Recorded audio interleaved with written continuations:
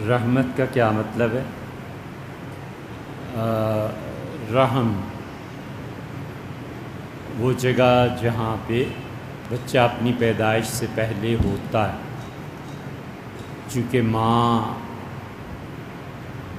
قربانی اور بہت محبت کے ساتھ اس کو برداشت کرتی ہے، اور اللہ نے فرمایا واہنن علی واہنن، اور اس مدت میں بچہ جو کچھ حرکتیں کرتا ہے، جھٹکوں پہ جھٹکے دینا،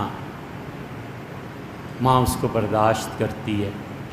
ووضعتہ کرہا، اور تکلیف کے ساتھ اسے جنم دیتی ہے، تو اس پہ وہ جو صبر کرتی ہے اور ایک محبت کے جذبے کے تحت اسے احساس ہوتا ہے کہ میرا بیٹا یا بیٹی اب دنیا میں آئیں گے، اور جو اسے خوشی ہوتی ہے، اصل میں اس کو کہتے ہیں رحم۔ تو رحمت کا مطلب محبت، شفقت، اسے ملتی جلتی کیفیت، مہربانی، عطا۔ اور لعنت کا مطلب دور ہو جانا، لعن فلان، فلانے نے لعنت کی، یعنی وہ دور ہو گیا۔ لعان، ایسے فکرے، ایسی قسمیں جس میں شوہر اور بیوی ایک دوسرے سے دور ہو جائیں۔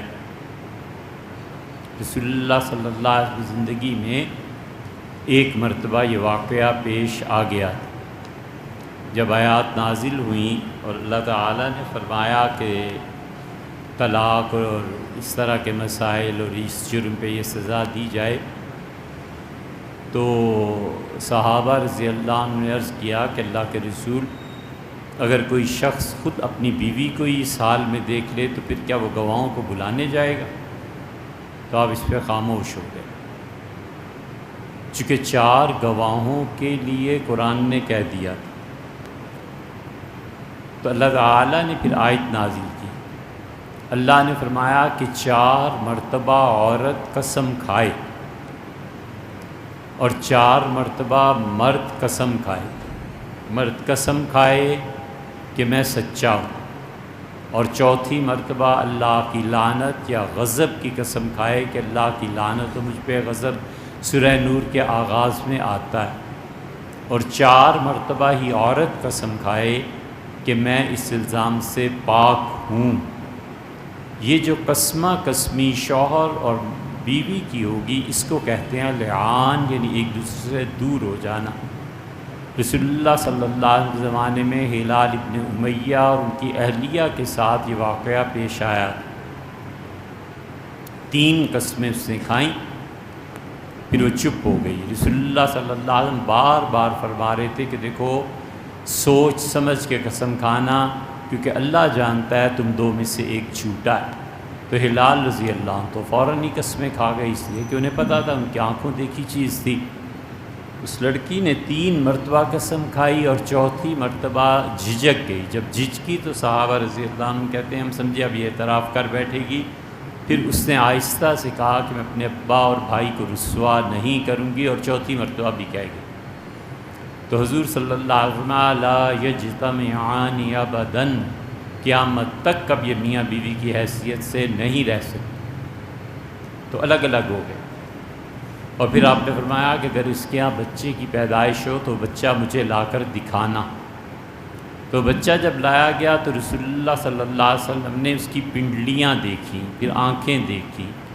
پھر آپ نے فرمایا اللہ نے اگر یہ نہ کہہ دیا ہوتا کہ تفریق کر دی جائے تو جو اس پہ الزام تھا وہ سچ ہے، اور میں اس کو ایسی اس لڑکی کو سزا دیتا کہ قیامت تک لوگ یاد رکھتے کہ جھوٹی قسموں کی کیا سزا ہوتی۔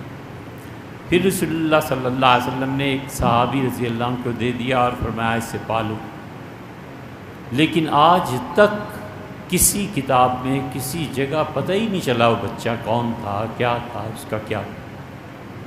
اتنا پردہ رکھنے والا معاشرہ تھا، پھر کسی نے تذکرہ ہی نہیں کیا کہ اسے کیسے پالا، اس کا کیا ہوا، وہ کہاں، کچھ بھی نہیں، کوئی تذکرہ ہی نہیں۔ حضور صلی اللہ علیہ وسلم جو فرمایا تھا نا کہ جو عیب ہے انہیں چھپاؤ اور اللہ تمہارے عیب کو چھپا دے گا، صحیح معنی میں انہوں نے عمل کیا۔ تو لعنت کا مطلب لعان، ایک دوسرے سے دور ہو جانا۔ جب آدمی لعنت کرتا ہے تو اس کا مطلب یہ ہے کہ تم اللہ کی رحمت سے دور ہو جاؤ۔ اسی لیے زندہ کسی بھی آدمی پہ لعنت کرنا جائز ہے۔ یہ نہیں کہا جا سکتا کہ مودی پہ اللہ کی لعنت، یہ گناہ ہے۔ اگر کوئی آدمی یہ کہے گا کہ امریکہ کے پریزیڈنٹ پہ خدا کی لعنت ہو تو یہ گناہ کا کام کر رہا ہے، اور گناہ بھی چھوٹا نہیں، یہ کبیرہ گناہ کر رہا ہے۔ اس لیے کہ کوئی بھی شخص مسلمان ہے یا کافر، مرتے دم تک امید تو ہے نا کہ کبھی اسلام کو قبول کر لے گا، تو ہم کیسے کہہ سکتے ہیں کہ خدا کی رحمت اس سے دور ہو؟ اس لیے یہ کہا جا سکتا ہے چوروں پہ خدا کی، ظالموں پہ خدا کی لعنت ہو، یہ ہو، کسی کو نامینیٹ کر کے کہنا کہ تجھ پہ خدا کی، یہ جائز ہی نہیں ہے سرے سے۔ اسی لیے ظالم حکمرانوں کا بھی جب ذکر آتا ہے اور لوگ لعنت کرنے لگتے ہیں، یہ جائز ہی نہیں ہے، خواہ وہ کیسا ہی ظلم ہو۔ ظلم پہ لعنت پڑے، چوری پہ لعنت پڑے، فعل پہ لعنت پڑے، فاعل پہ کیوں پڑے؟ ممکن ہے خدا اسے توبہ کی توفیق دے دے، اسے کبھی بھی لعنت کرنی ہی نہیں چاہیے۔ اگر نعمتوں کا حصول اللہ تعالیٰ کی رحمت ہے تو کیا دنیاوی تکالیف اور مصائب اللہ کی لعنت کہی جا سکتی ہے؟ یہ خود نعمتوں کا حصول کہاں سے اللہ کی رحمت ہے؟ جو آپ مقدمہ قائم فرما رہے ہیں حضور، یہ کہاں سے خدا کی رحمت؟ اس غلط فہمی میں نہیں رہنا چاہیے۔ اللہ تعالیٰ نے خود بھی فرمایا ہے، اللہ نے کہا کہ جن کو ہم بیٹے دے دیتے ہیں اور جن کو ہم بہت زیادہ مال و دولت دے دیتے ہیں، یہ کیا سمجھتے ہیں ہم ان کے ساتھ کوئی اچھا سلوک کر رہے ہیں؟ کلا، ہرگز نہیں، یہ تو پتہ چلے گا جب میرے سامنے آئیں گے کہ میں نے کیا کیا ان کے ساتھ۔ اسی لیے سیدنا عمر رضی اللہ عنہ کوئی چیز کھا رہے تھے، پھر رکھ دی تو ان سے کہا گیا کہ امیر المومنین اس کو کھا لیں۔ کہنے لگے میں ڈرتا ہوں کہ قیامت میں مجھ سے نہ کہا جائے کہ دنیا میں ہی ساری چیزیں تمہیں دے دی تھیں، یہاں تمہارے لیے کچھ نہیں ہے، مجھے خوف آتا ہے اس ساری سے۔ اس لیے یہ جو نعمتیں ہیں یہ بھی تو امتحان ہو سکتی ہیں کہ نہیں ہو سکتی، اور اسی وجہ سے جو متقی اور پاک لوگ تھے نا، وہ بس زندگی میں اتنا ہی حصہ لیتے تھے جو بقدر ضرورت ہوتا تھا، ضرورت سے زیادہ دوسروں کو دے دیتے تھے کہ پتہ نہیں کہیں میں کسی امتحان میں گرفتار نہ ہو جاؤں۔ بہت قصے آپ کو ایسے ملیں گے۔ تو نعمت ہے یا یہ دنیاوی تکلیف ہے، کوئی قطعی فیصلہ اب نہیں ہو سکتا۔ یہ جتنی تکالیف اور بیماریاں ہیں، کیا یہ گناہوں کی سزا ہے یا امتحان ہے؟ صوفیہ کہتے ہیں کہ جس پریشانی میں نیند اڑ جائے انسان کی اور وہ چین سے سو بھی نہ سکے، لیٹ بھی نہ سکے، یہ سزا ہے خدا کی طرف سے۔ اور جس پریشانی اور تکلیف میں سونا کھانا پینا درست رہے، بس ذہنی طور حتیٰ کہ وہ سوچے کہ میں پریشان اتنا زیادہ کیوں نہیں ہو رہا، وہ کہتے ہیں یہ امتحان ہے کہ اللہ نے اس کے ساتھ سکون بھی دے دیا۔ یہ ہوتا ہے، کئی مرتبہ بچے بیمار ہوتے ہیں، ماں باپ، سکون ہوتا ہے، پریشانی ضرور ہوتی ہے مگر سکون ہوتا ہے، اس کا اللہ امتحان۔ یہ صوفیہ کی توجیہ ہے۔ اس لیے نعمت ہو خدا کی یا تکالیف ہوں، کچھ ہوں، ہمیشہ چکنے رہنا چاہیے۔ زندگی امتحان ہے بھیا۔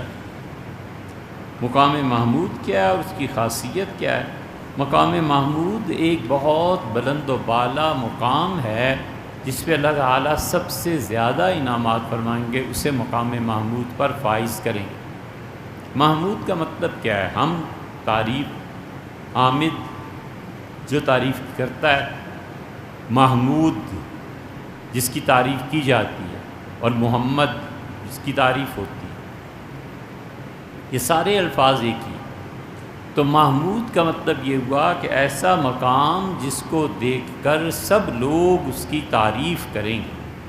تو حضور صلی اللہ علیہ وسلم قیامت میں یہ مقام ایک ہی شخص کو ملے گا، وَأَرْجُو أَنْ أَكُونَ ہوا، میرا خیال ہے شاید میں ہی ہوں۔ اور فرمایا ساری کائنات، اللہ کی ساری مخلوق پھر میرے سامنے سے گزاری جائے گی۔ اور یہ مواہب الدنیا میں روایت آئی ہے کہ حضرت بلال رضی اللہ عنہ جب گزریں گے تو وہ آذان دیں گے رسول اللہ صلی اللہ علیہ وسلم کے لیے، تو یہ مقام محمود ہے۔ اسی لیے آپ نے فرمایا کہ تم میں سے جو شخص آذان سنے اور میرے لیے مقام محمود کی دعا مانگے تو میں قیامت میں اس کو اللہ سے یہ اجر دلواؤں گا کہ میں اس کی شفاعت کروں، اس سے میرے لیے دعا مانگی ہے، میں اس کے لیے شفاعت کروں گا قیامت میں۔ اور فرمایا کہ ممکن ہے، قرآن کریم میں بھی آیا ہے نا کہ یبعثک ربک کا مقام محمودہ، اور عین ممکن ہے اللہ آپ کو مقام محمود پر سرفراز فرمائے۔ روز محشر مسلمان شفاعت کے طلبگار اللہ تعالیٰ کے ساتھ حضور اقدس صلی اللہ علیہ وسلم کا دیدار بھی کریں گے۔ نبی کریم صلی اللہ علیہ وسلم کا دیدار یقیناً ہوگا، کئی مرتبہ ان کا جنت میں جانا اور آنا ہوگا، کوئی ایک ہی مرتبہ تو نہیں ہوگا نا، وہ جائیں گے پھر واپس تشریف لائیں گے، پھر جائیں گے پھر واپس تشریف لائیں گے، بہت مرتبہ۔ یہ جو بچے ضائع ہو جاتے ہیں عورتوں کے، اس میں بھی آیا ہے کہ حضور اقدس صلی اللہ علیہ وسلم ان بچوں کو اس کی ماں کے سمیت لے جائیں گے۔ یہ بہت مرتبہ ہوگا ان کا آنا جانا، یہ اس دن ہوگا، اور بہت سوں کو دیدار ہوگا اور بہت سوں کو نہیں بھی ہوگا، بس جنت میں بھیج دیے جائیں گے۔ باقی جنت میں جا کے رسول اللہ صلی اللہ علیہ وسلم کی زیارت ہو جائے بہت بڑی بات ہے اگر ہو جائے، لیکن یہ ضروری نہیں ہے کہ ہر جنتی دیکھے گا۔ نبی کریم صلی اللہ علیہ وسلم نے ام المومنین ام سلمہ رضی اللہ عنہا سے کہا تھا کہ لوگ مجھے دیکھ لیں، اور جو آج مجھے دیکھ رہے ہیں بہت سے ایسے ہیں جو قیامت جنت میں بھی مجھے نہیں دیکھیں۔ ام سلمہ رضی اللہ عنہا نے یہ روایت کہیں بیان کر دی، اور اس آدمی نے جو سنا تو سیدنا عمر رضی اللہ عنہ جا کے کہا کہ ام المومنین یہ کہہ رہی تھیں۔ حضرت عمر رضی اللہ عنہ بے اختیار ننگے پاؤں بھاگ کھڑے ان کے حجرے میں تشریف لے گئے، اور ان کا یہ کہا، ان کہا میں نے سنا ہے، سنا ان کا میں آپ کو قسم دیتا ہوں عمر ان میں شریک ہے، یعنی میرے متعلق کچھ فرمایا ہو کہ میں ان کو جنت میں دیکھ پاؤں گا یا نہیں۔ تو انہوں نے کہا امیر المومنین آپ دیکھیں گے، آپ کا رسول اللہ صلی اللہ علیہ وسلم نے نام ان لوگوں سے خارج نہیں کیا، اور مجھے اللہ کی قسم ہے جو آئندہ میں آپ کے علاوہ کسی کو بتا جاؤں، بس انہوں نے مجھ سے یہ فرمایا۔ تو اس سے جب صحابہ رضی اللہ عنہ میں کچھ لوگ ایسے ہوں گے تو یہ کیسے کہا جا سکتا ہے کہ ہر آدمی دیکھے گا؟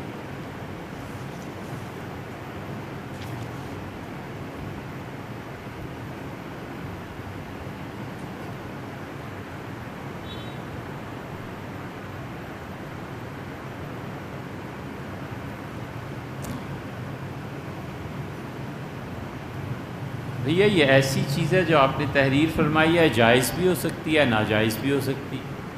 آپ بچوں کے لیے آرٹیکلز اور پروجیکٹ یہ چیزیں لکھتے ہیں اور بچے اس کی اجرت آپ کو دیتے ہیں تو بنیادی طور پر تو یہ جائز ہے، لیکن بچے اگر یہی نقل میں استعمال کرنے لگیں اور بچے یہی خراب کام کرنے لگیں اور پڑھیں نہیں اور دوسروں سے لکھوائیں تو پھر اس کا لکھنا بھی ناجائز اور لکھوانا بھی ناجائز، کیونکہ آپ بھی در پردہ ایک جرم کو فروغ دے رہے ہیں۔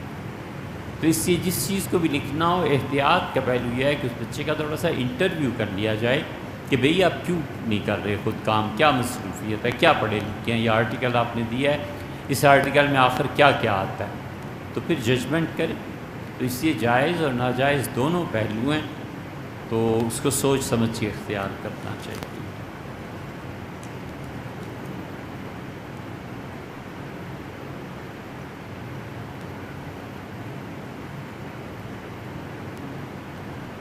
نماز میں بھولے سے کسی صورت کی کوئی آیت کے نہ پڑھنے کی وجہ سے سجدہ سہو لازم ہو جاتا ہے،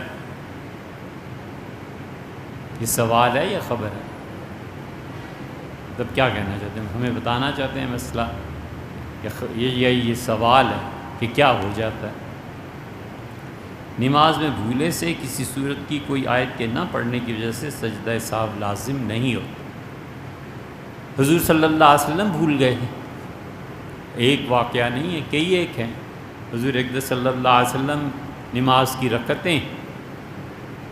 کی رکعتیں آپ نے ظہر کی 3 پڑھا دی، تو جب آپ نماز کی 3 رکعتیں پڑھا کے پیچھے تشریف لائے تو اب صحابہ رضی اللہ عنہ میں سے کون آ کے عرض کرے کہ جناب والا نے 3 رکعتیں پڑھائی ہیں؟ تو ذوالیدین تھے، ایک صحابی رضی اللہ عنہ تھے، ان کے بڑے لمبے لمبے ہاتھ تھے. کہتے ہیں کہ وہ جب کھڑے ہوتے تھے چلتے تھے تو ان کے ہاتھ گھٹنوں تک لمبے تھے. تو وہ ذوالیدین ہاتھوں والا، یعنی غیر معمولی لمبے ہاتھوں والا. تو حاضر ہوئے، ان کا اللہ کے رسول قصرت الصلاۃ، کمال کی چیز پوچھی. ان کا اللہ کے رسول نماز اللہ نے چھوٹی کر دی ہے. اب نے نہیں، نماز تو ہوئی ہے. ان کا نسیت، اب آپ بھول گئے ہیں. اب نے ماں نسیت تو ماں قصرت الصلاۃ، نہ بھولا ہوں نہ نماز چھوٹی، بات کیا ہے. ان کا جناب والا نے 3 رکعتیں پڑھائی ہیں. پھر حضور صلی اللہ علیہ وسلم گئے اور یا تو چوتھی رکعت پڑھائی ہے یا پھر چاروں دوبارہ پڑھائی ہیں. ہمارے حنفی فقہا کے نزدیک اپنے چاروں پڑھائی ہیں. کیا پھر حنفی فقہا کہتے ہیں کہ اس وقت ایک پڑھائی تھی، لیکن حکم یہ ہے کہ اب کسی کے ساتھ ایسے ہوگا تو چاروں پڑھائی. صبح کی نماز رسول اللہ صلی اللہ علیہ وسلم نے پڑھائی، اور جب سلام پھیرا تو کسی نے عرض کیا کہ جناب والا اس آیت صورت میں یہ آیت اللہ نے منسوخ کر دی ہے، کینسل کر دی ہے. تو رسول اللہ صلی اللہ علیہ وسلم نہیں، ان کا آپ نے چھوڑ دی تھی، اس لیے ہمیں شبہ ہوا کہ شاید اس صورت سے یہ آیت ختم کر دی ہے. تو بے اختیار فرمایا کہ ابن مسعود کہاں ہے، وہ میرے پیچھے نہیں تھا. مطلب یہ کہ انہوں نے لقمہ کیوں نہیں دیا. ابن مسعود رضی اللہ عنہ پہ رسول اللہ صلی اللہ علیہ وسلم کو غیر معمولی اعتبار تھا، تو اس لیے ان کا نام لیا کہ وہ کہاں. حضور صلی اللہ علیہ وسلم کی نماز جو تھی نا، اس میں یہ سب چیزیں ہوتی رہتی تھی. موسم بہت بڑی رکاوٹ بن جاتا تھا. گرمی شدید پڑ رہی ہے، سردی شدید پڑ رہی ہے، بارش ہو رہی ہے، بچہ رو رہا ہے نماز میں. ایک جگہ فرمایا کہ میرا جی چاہتا ہے لمبی نماز تمہیں پڑھاؤں. پھر جب بچہ رونے لگتا ہے تو میں پھر سوچتا ہوں کہ اس کی ماں بیچاری نماز توڑ کے اب اس کو سنبھالے گی تو میں نماز مختصر کر دیتا ہوں. اس بچے کی رعایت فرمائی. حضور صلی اللہ علیہ وسلم نے ایک دن جمعے کی اذان میں کہا کہ بلال اذان دینا اور حی علی الصلاۃ اور حی علی الفلاح کے بعد کہنا کہ صلو فی رحالکم، لوگوں گھروں میں نماز پڑھ لو، آج مسجد میں نماز نہیں ہو. شدید بارش ہو رہی تھی تو کون آتا، کیسے نماز پڑھتے. منع فرما دیا کہ آج مسجد نہیں آنا. حضور صلی اللہ علیہ وسلم نماز کو مختصر کر دیتے تھے سفر میں. اسی لیے جب مدینہ منورہ سے مکہ مکرمہ تشریف لے جا رہے تھے نماز کو مختصر کر دیا تھا. اسی طرح عرفات میں رسول اللہ صلی اللہ علیہ وسلم نماز کو مختصر کر دیا. ایسے ہی ایک موقع آیا، سفر میں تھے، فجر کی نماز میں رسول اللہ صلی اللہ علیہ وسلم نے سورہ فلق اور سورہ ناس پڑھا کے سلام بھیج دیا. ایک مرتبہ اور نماز میں تھے سفر میں تو آپ نے اذا زلزلت الارض دونوں رکعتوں میں ایک کی صورت پڑھی اور فجر کو مکمل کر دی.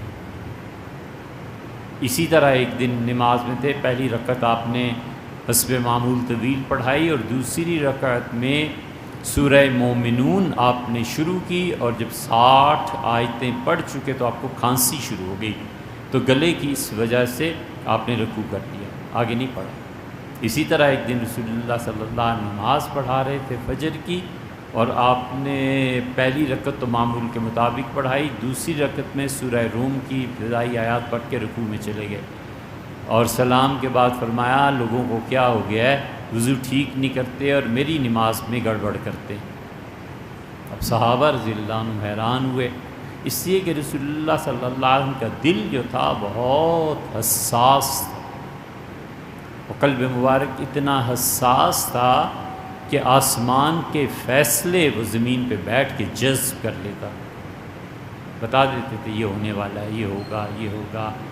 اس طرح سے حضرت عائشہ رضی اللہ عنہ سے کہا تھا کہ عائشہ ایک جگہ جاؤ گی اور وہاں پر رات جب گزارو گی تو کتے رات بھر بھونکتے رہیں گے، وہ جگہ ٹھیک نہیں ہے. اسی لیے ام المومنین رضی اللہ عنہ تشریف لے گئی تھیں سیدنا علی رضی اللہ عنہ کے مقابلے میں، اور جو رات انہوں نے گزاری ہے سفر میں، کتے بھونکتے رہے ساری رات. ام المومنین پریشان ہو گئی، ان کا مجھے واپس لے چلو، یہ وہی مقام ہے.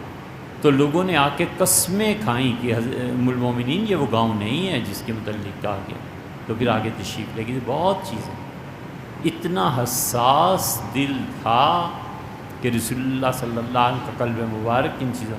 تو اب صحابہ رضی اللہ عنہ پریشان کیا، اللہ کیا ہو گیا ہے دوسری رکعت؟ تو سعد رضی اللہ عنہ بولے، انہوں نے کہا مسئلہ میرا ہے کہ میں آج صبح مسجد دیر سے آیا ہوں وضو کرنے کے لیے، اور میں نے جلدی وضو کیا کہ نماز میں مل جاؤں، تو دوسری رکعت میں ہی میں ملا، تو میرا جو وضو کرنے کا جلدی کا تھا نا، وہ اثر رسول اللہ صلی اللہ علیہ وسلم کے دل نے محسوس کر لیا ہے، اس لیے فرمایا کیا ہو گیا ہے لوگوں کو؟ وفات سے پہلے فرمایا دوا لائیے، تو آپ نے فرمایا یہ دوا مجھے نہ پلانا۔ اب جو حضرت عباس رضی اللہ عنہ بھی تھے، چچا بھی غالباً، تو ان سارے لوگوں نے کہا کہ نہیں یہ دوا تو پلانا ضروری، اور پلا دی رسول اللہ صلی اللہ علیہ وسلم۔ جب آپ کی آنکھ کھلی تو آپ نے فرمایا تم لوگوں کو میں نے منع کیا تھا، یہ تم نے کیوں کیا؟ اور پھر فرمایا جس نے میرے ساتھ یہ کیا نا، ان سب کو یہ دوا پلاؤ، وہ پلائی گئی۔ تو قلب مبارک میں بہت ایسی چیزیں تھیں، اور اس حساسیت کی وجہ سے یہ رسول اللہ صلی اللہ علیہ وسلم کے ساتھ کئی مرتبہ ہوا ہے کہ نماز میں کسی وجہ سے جلدی کر دی، تاخیر کر دی، عصر کی نماز مثلا بہت جلدی پڑھائی، اٹھے اور گویا کہ بھاگے، گھر تشریف لے گئے، واپس آئے۔ صحابہ رضی اللہ عنہ کہ اللہ کے رسول آپ اتنی جلدی نماز، اتنی جلدی گھر جانا؟ آپ نے فرمایا میں نماز سے پہلے عائشہ کو رضی اللہ عنہ چاندی کے کچھ پترے دے آیا تھا، تو میں نے جب نماز شروع کی تمہاری، تو مجھے خیال آیا کہ اگر میرا انتقال ہو گیا اور اللہ نے مجھ سے کہا کہ تم نبی ہو اور تمہارے گھر میں چاندی پڑی ہوئی تھی، لوگوں میں کیوں نہیں تقسیم کی، میں خدا کو کیا جواب دوں؟ یہ غربت کا احساس تھا لوگوں کو۔ بہت چیزیں ایسی ملیں گی حدیث۔ سیدنا علی رضی اللہ عنہ کو بھی ڈانٹ پڑی تھی اسی، وہ حاضر ہوئے تھے حضور صلی اللہ علیہ وسلم کے ساتھ ہی حدیبیہ میں، تو ان کے بھائی جو تھے باقی بھتیجے وغیرہ، انہوں نے سیدنا علی رضی اللہ عنہ کہا کہ ایک شادی مدینہ منورہ میں تم کیسے مرد ہو، ہم تو ضرور تمہاری دوسری شادی کرائیں گے۔ اور لڑکی تجویز کی فاطمہ بنت ابی جہل، تو حضور صلی اللہ علیہ وسلم تشریف لائے حرم میں، لوگوں کو جمع کیا، اور آپ نے فرمایا لوگوں میں وہ چیز حرام نہیں کرتا جو اللہ نے حلال کیا، اور نہ اس کو حلال کرتا ہوں جو اللہ نے حرام کیا۔ علی اگر دوسری شادی کرنا چاہتے ہیں تو میری بیٹی کو طلاق دے، چھوڑ دے میری بیٹی۔ اور فرمایا واللہ لا تجمع بنت رسول اللہ، رسول اللہ صلی اللہ علیہ وسلم کی بیٹی اور اللہ کے دشمن ابو جہل کی بیٹی دونوں ایک گھر میں جمع نہیں ہوں گی۔ بڑے محبت سے فرمایا کہ علی کو پتہ نہیں ہے جو چیز میری بچی فاطمہ کو تکلیف دیتی ہے مجھے بھی وہ تکلیف پہنچتی ہے، جو اس کو ناگوار گزرتا ہے مجھے بھی ناگوار گزرتا ہے۔ بِذَا تم منی، وہ تو میری جان کا ٹکڑا ہے، میرے دل کا ٹکڑا ہے فاطمہ۔ اس لیے کائنات میں سب سے بڑا مطہر اور پاک اور ہر طرح سے کامل اور مکمل نسب حضور اقدس صلی اللہ علیہ وسلم سے بھی بڑھ کے فاطمہ بنت محمد، کیونکہ وہ تو محمد بن عبداللہ ہے نا، یہ فاطمہ بنت محمد۔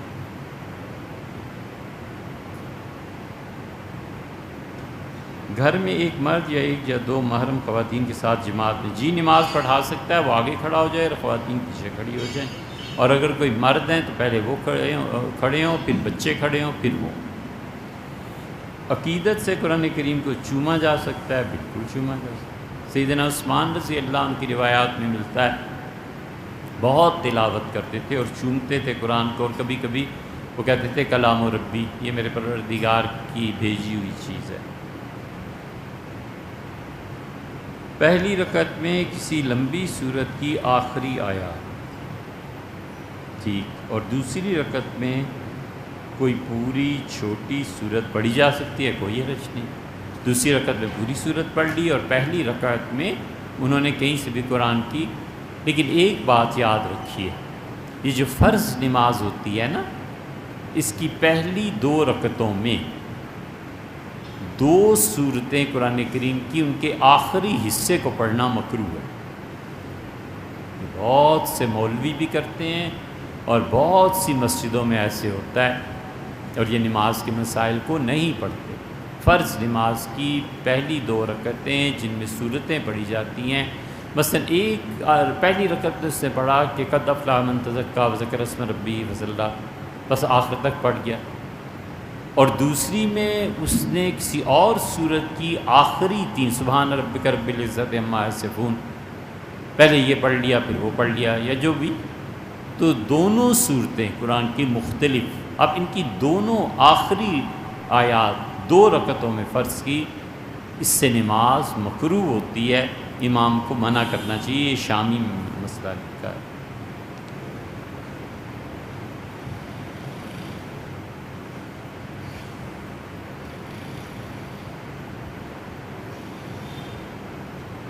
بعض گھروں میں گلی اور اسٹریٹ کے کنارے خالی جگہ پر پھلدار درخت لگائے جاتے ہیں۔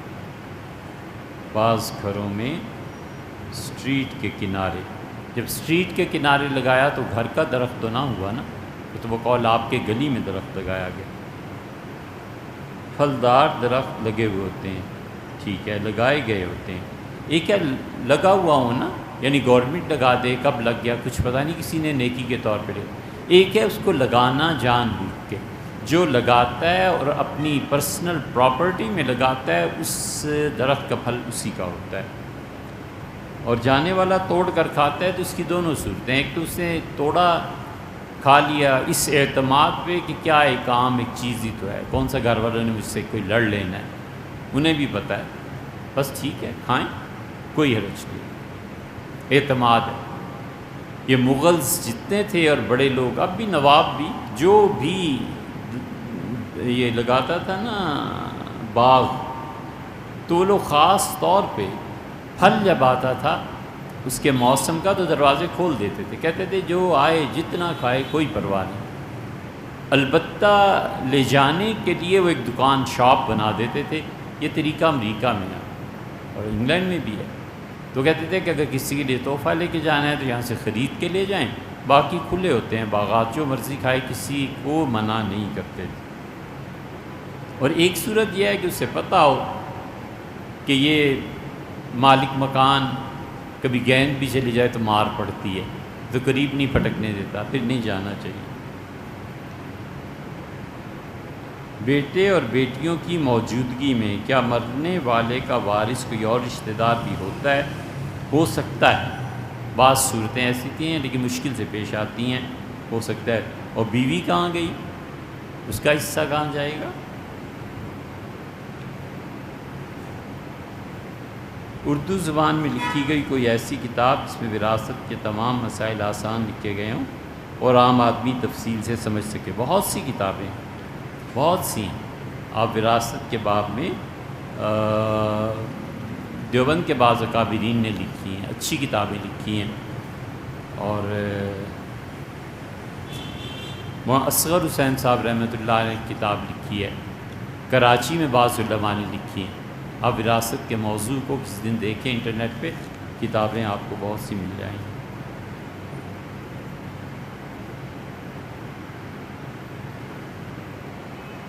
بہت لمبا سوال ہے بھی، اس کا جواب آسانی سے ہو نہیں سکتا۔ موجودہ دور کے اعتبار سے شوہر اور بیوی کے ایک دوسرے کے لیے کیا حقوق ہیں، اور بچوں کی اچھی تربیت کے لیے گھر کا ماحول کیسے رکھنا چاہیے؟ بہت مرتبہ ہم بیان کر چکے ہیں مختلف جگہ پہ، لیکن ایک تو رزق کا خیال کرنا چاہیے، حرام کا ایک لقمہ اس گھر میں داخل نہیں ہونا چاہیے۔ جن بچوں کی پرورش حرام پہ ہوتی ہے نا، پھر ان سے خیر کی توقع بھی نہیں رکھنی چاہیے۔ اور بالکل اسی طرح سچائی کو رواج دینا چاہیے، سچ بولی، کوئی ہیر پھیر نہیں، کچھ نہیں۔ سب سے زیادہ ضروری ہے کہ سچ بولے، ان الکذب یہلک، حضور صلی اللہ علیہ وسلم، جھوٹ بولو گے تو تباہی آئے گی ہی آئے گی، سچ بولو گے ہمیشہ نجات پاؤ گے۔ تو یہ جو لفظوں کا ہیر پھیر، سچ جھوٹ کرتے رہتے ہیں نا ماں باپ، اس سے پوری طرح توبہ کرنی چاہیے۔ تصوف کو سمجھنے کے لیے کون سی کتاب پڑھی جا سکتی ہے؟ حضرت تھانوی رحمۃ اللہ علیہ نے کتاب لکھی ہے تصوف پہ، وہ پڑھیے۔ حضرت تھانوی رحمۃ اللہ علیہ نے ایک اور رسالہ لکھا ہے قصد السبیل، اس کی تسہیل کی ہے غالباً مفتی محمد شفیع صاحب رحمۃ اللہ وہ پڑھتے، اور اسی کی ہم پلہ کتاب اگر پڑھنی ہو تو محمد منظور نعمانی صاحب رحمۃ اللہ علیہ نے ایک کتاب لکھی ہے تصوف کیا ہے، دین کیا ہے، تصوف کیا ہے، اسلام کیا ہے، دین و شریعت، ان کتابوں کو پڑھیے، وہ بہت اچھے۔ مولانا یار خان صاحب کی کتاب دلائل السلوک کیسی ہے، وہ نہیں پڑھنی چاہیے۔ یہ جو لوگ سلوک اور تصوف کی کچھ منازل، کچھ چیزیں طے کر چکے ہوتے ہیں نا، ان کے لیے بہت اچھی ہے، لیکن ہر آدمی نہ اسے سمجھ سکتا ہے، نہ اس کے مطالب و معانی کو وہ صحیح طرح سے ہضم کر سکتا ہے۔ تو اس سے حضرت کی کتابیں اونچے درجے کی چیزیں ہیں، کوشش کرنی چاہیے کہ پہلے ابتدا میں، اور یہ تصوف کوئی پڑھنے پڑھانے کی چیز نہیں ہے بھیا۔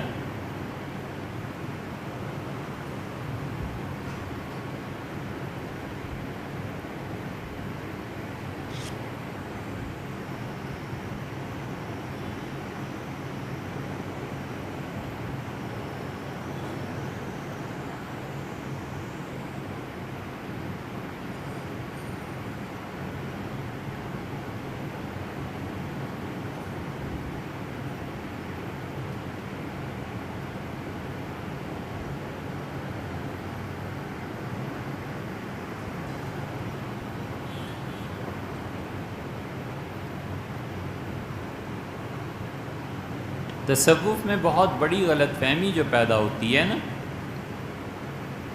اور کبھی کبھی کفر تک کوئی آدمی پہنچ جاتا ہے، یہ صوفیوں کی کتابیں پڑھ کے ہی پہنچتا ہے، سمجھے؟ تصوف عملی ایک زندگی ہے۔ اب ایک آدمی ابن عربی رحمۃ اللہ علیہ کی فتوحات مکیہ پڑھنے لگے، ایک دوسرا اٹھتا ہے فصوص الحکم پڑھنے لگتا ہے، ایک تیسرا اٹھتا ہے مثنوی معروم کی پڑھنے لگتا ہے۔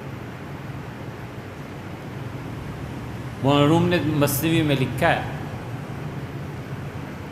کہ صوفی نے پوچھا کدھر جا رہے ہو، اسے کہا حج پہ، اسے کہا یہیں رہ میری خانقاہ میں، یہاں حج کر۔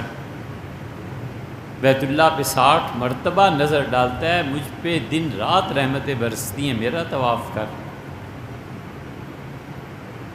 تو اس کے گھر جا رہا ہے اور وہ خود یہاں موجود ہے، اس سے ملاقات کر، یہاں بیٹھ۔ اب یہ جملے جب سادہ آدمی پڑھتا ہے وہ کہتے ہیں یہ کفر نہیں ہے تو اور کیا ولی باللہ، اور تو اتنی مشقت سے جائے گا، میں اسے یہیں بلا لیتا ہوں، بیٹھ تیری ملاقات کراؤں۔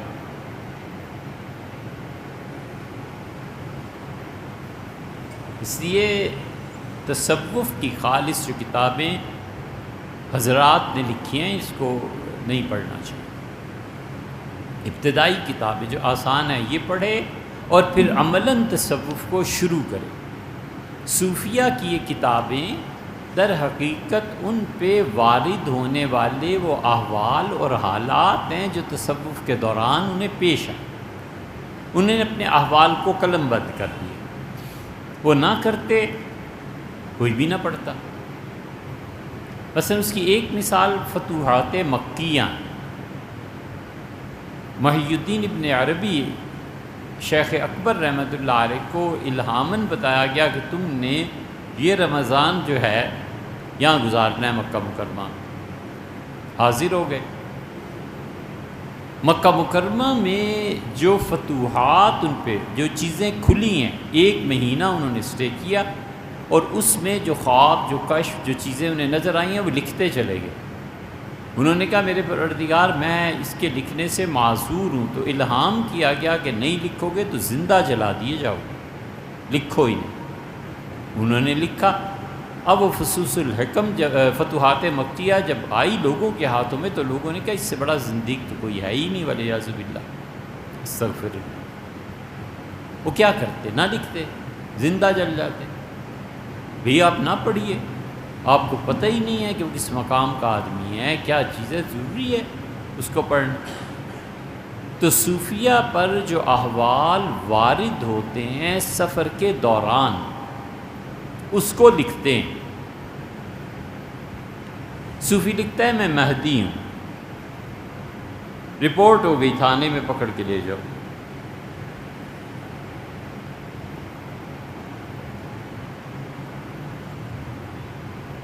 بڑا فرق پڑ جاتا ہے۔ ہمارے حضرت رحمۃ اللہ نے اپنے شیخ کو لکھا کہ مجھے بار بار خواب میں یہ کہا جا رہا ہے کہ تم مہدی ہو، میں کیا کروں؟ حضرت رحمۃ اللہ نے لکھا بس اس کا مطلب یہ ہے کہ آپ ہدایت پر ہیں، صحیح راستے پہ جا رہے ہیں۔ ایک اور آدمی نے لکھا تو فرمایا کہ اس کا مطلب یہ ہے کہ جو آدمی آپ کی رہنمائی کر رہا ہے وہ ٹھیک ہے، آپ چلتے رہیے۔ ایک مرتبہ پھر حضرت رحمۃ اللہ نے کسی کو لکھا کہ اس کا مطلب صرف اتنا سا ہوتا ہے کہ تصوف اور سلوک میں چلتے چلتے ایک مقام ایسا آتا ہے جس کو صوفیہ اپنی زبان میں مہدی سے تعبیر کرتے ہیں کہ جو اس مقام تک پہنچتا ہے، اس کا مطلب ہے کہ ہدایت پہ ہے، چل رہا ہے۔ تو آپ اس مقام پر پہنچ چکے ہیں، میں عنقریب اس سے آگے کی چیز آپ کو بتاؤں۔ ختم ہو گئی بات۔ ان میں ایک آدمی ایسا ہے جس کا ظرف ہی تھوڑا ہے، وہ زبان سے بول پڑتا ہے کہ میں مہدی ہوں۔ یار اب لٹ لے کے اس کے پیچھے نہ پڑ جاؤ، کتے کو سنبھالو، یہ آدمی کچھ ہے چیز اس نے کہہ دیا، لیکن ہر آدمی کو اس بنیاد پہ معاف بھی نہیں کیا جا سکتا۔ ہر آدمی کو اس مقام پر معاف بھی نہیں کیا جا سکتا، اور ہر آدمی اس مقام پر پہنچ کے اگر کچھ کہتا ہے تو اسے اگنور بھی نہیں کیا جا سکتا۔ بندہ دیکھنا چاہیے، حالات دیکھنے چاہیے، اس کے ذکر اذکار اور جن مراحل سے گزرا ہے اس کو دیکھنا چاہیے، بہت سوچ سمجھ کے فیصلہ کرنا چاہیے۔ حضرت مولانا یعقوب صاحب نانوتوی رحمۃ اللہ علیہ کی ڈائری ایک چھپی ہوئی ہے، اس میں ان کے ایک مرید نے کہا کہ حضرت میں نے یہ دیکھا، حضرت شاہ عبد الرحیم صاحب رائے پوری رحمۃ اللہ علیہ کے خلیفہ تھے، بڑے پائے کے انسان، بہت پائے کے آدمی تھے۔ تہجد سے جو بے قراری ان کو شروع ہوئی تو حضرت تو صبح کی نماز پڑھا کے تشریف لے گئے، پھر 9-10 بجے جب حجرے سے باہر آئے تو انہوں نے حضرت نے بس اتنا پوچھا کہ کیا حال ہے، تو پاؤں پکڑ لیے اور پھوٹ پھوٹ کے روئے، پھر سکون ہو گیا۔ کسی نے پوچھا حضرت آپ کو ہوا کیا تھا؟ کہنے لگے میں تہجد پڑھ کے بیٹھا ہوں اور مجھے بار بار کہا جا رہا ہے کہ تو کہہ کہ میں مہدی ہوں، تو کہہ، میں پریشان ہوں۔ اور حضرت رحمۃ اللہ بس اتنا جب جملہ کہا مجھ سے کہ کیا حال ہے، سب آوازیں غائب ہو گئیں، سب کچھ، اور سکون ہو گیا۔ میں بے اختیار پاؤں میں پڑ گیا کہ شکر ہے خدا کا، اس سے نجات، اس امتحان سے۔ تو اس لیے صوفیہ اپنے واردات جو لکھتے ہیں کہ مجھ پہ یہ وارد ہوا، میں نے یہ دیکھا، میں نے یہ دیکھا۔ حضرت مجدد الفسانی سرہندی رحمۃ اللہ علیہ نے تصوف کے اس لائن میں حضرت مجدد کے جیسا کوئی آدمی ہے؟ اور حضرت نے لکھا کہ بیت اللہ یہاں سرہند میں آیا اور بیت اللہ نے میرا طواف کیا۔ اب لوگ اسے کفر سمجھتے ہیں، کیا کیا کہتے ہیں، بھئی ہوا ہوگا کچھ، تمہیں اس سے کیا تعلق ہے، تم اپنا کام کرو۔ 20 منٹ اور 1 گھنٹہ اور 2 گھنٹے بیٹھ کے جم کے ذکر نہیں کیا جاتا، مراقبہ نہیں کیا جاتا، اور جا کے پنجہ ڈالنا ہے فصوص الحکم پہ کہ وہاں یہ لکھا ہے۔ یار تمہیں کیا مسئلہ ہے، تو اپنا کام تو کرو نا، وہ نہیں کرنا۔ دھوبی کا کتا، نہ گھر کا نہ گھاٹ کا۔ اب آپ لوگ اسے کتا پڑھتے ہیں، بچے یہی پڑھتے ہیں۔ کتا ایک لمبا ڈنڈا ہوتا تھا، بہت لمبا، اور دھوبی کپڑے رات کو جب دھوتے تھے تو اس پر مارتے تھے میل اتارنے کے لیے، اسے کہتے تھے کتا۔ نہ تو اس کی دکان میں آ سکتا تھا، نہ گھر لے جا سکتا تھا، تو اس پہ کہتے تھے کہ دھوبی کا کتا، نہ گھر کا نہ گھاٹ کا۔ تو کام نہیں کرنا، محنت نہیں کرنا۔ ہم نے اپنے مشائخ کو دیکھا ہے سردیوں کی راتوں میں 10-10 گھنٹے مراقبے میں بیٹھے رہتے۔ میاں سراج صاحب دین پوری رحمۃ اللہ علیہ کو دیکھا، میاں سراج صاحب رات کے 1 بجے دسمبر اور جنوری میں دیکھا ان کے ذکر اذکار مراقبات شروع ہوتے تھے۔ اگلے دن سردیوں میں جب 6:45 اور 7 بجے نماز ہوتی تھی، اس کے بعد اشراق چڑھ کے اٹھتے تھے اور پھر کہیں جا کر لیٹتے تھے۔ شیخ الاسلام ابن تیمیہ رحمۃ اللہ علیہ تہجد سے شروع ہوتے تھے اور اشراق پڑھ کے، ان کے شاگرد ابن قیم کہتے ہیں کہ ایک دن میں نے کہا حضرت سفر ہے، جانا ہے، تو پھر بھی پڑھتے رہے۔ پھر میں نے عرض کیا کہ ناشتہ جلدی کر دیں، تو مجھ سے فرمایا ابن قیم یہی میرا ناشتہ ہے، اللہ کی یاد اور اللہ کی ذکر، جس دن یہ نہ ہونا بہت کمزوری محسوس ہو۔ اس لیے بھیا کام کریں، ویسے علمی طور پہ سمجھنا ہو دوسرے۔ آپ انڈیا میں اتنے اچھے اچھے مفتی اور سب ہیں، اور سوال آپ ہم سے پوچھ رہے ہیں پیروں کے گھر میں پرائی کر رہے ہیں، الٹی گنگا بہہ رہی۔